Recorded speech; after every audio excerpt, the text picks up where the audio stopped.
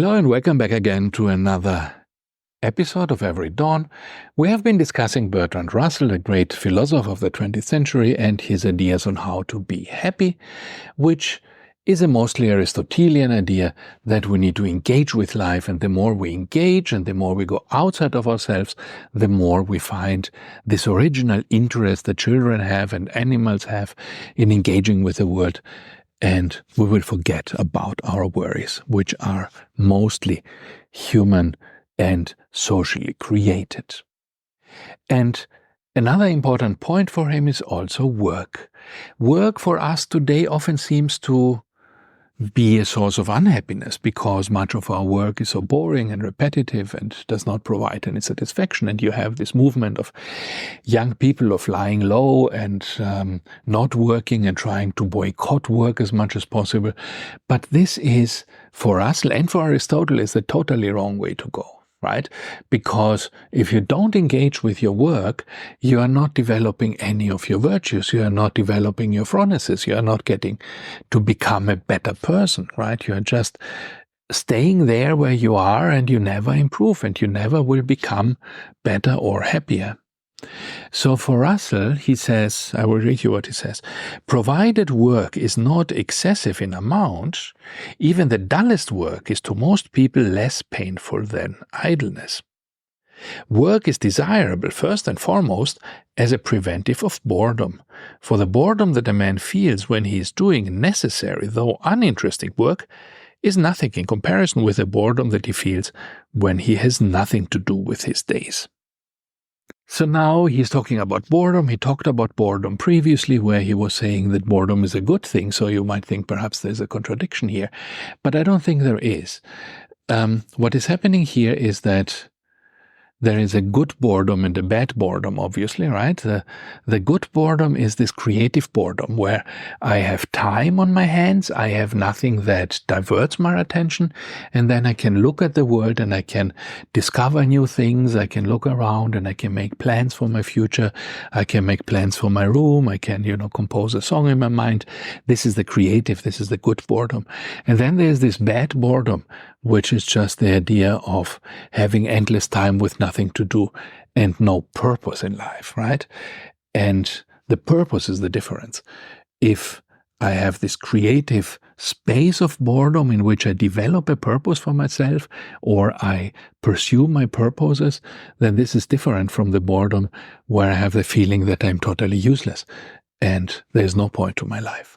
And Russell identifies two different ways in which work is good for us, is, enriching to our lives. I will read it to you. First, work requires the exercise of our skills. This is my way of putting it. I'm not quoting Russell. Work requires the exercise of our skills. And like Aristotle says, right, a skill is a source of pride and happiness for the person exercising that skill.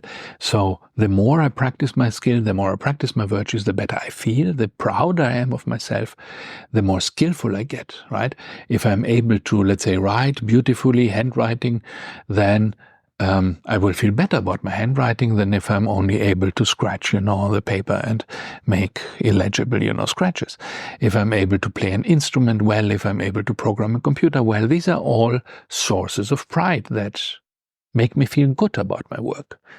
And the second, the best kind of work, Russell says, is constructive, in the sense that it builds or constructs something that was not there before.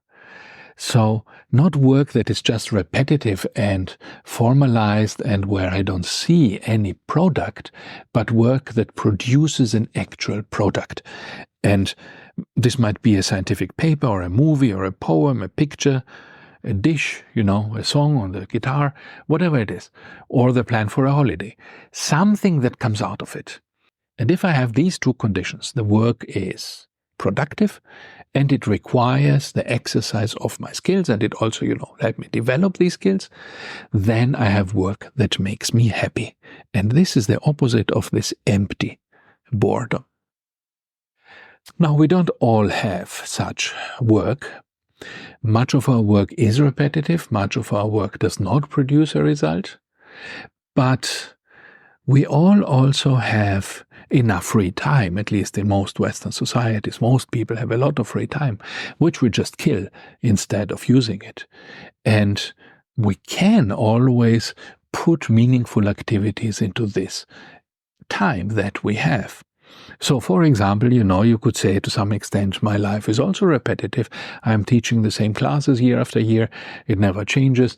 The product of my work is, some educated students, but they go away. I never see them again. I could have the same sense of just repetitive, meaninglessness. But then I'm doing this because this produces a video which I can see on my screen. And this gives me satisfaction. And there is no reason why you cannot do this too, right? You don't need to make a video if this is not your thing. You can write a song. You can cook a dish. You can write a poem. You can plant something. You can garden in a pot on your balcony.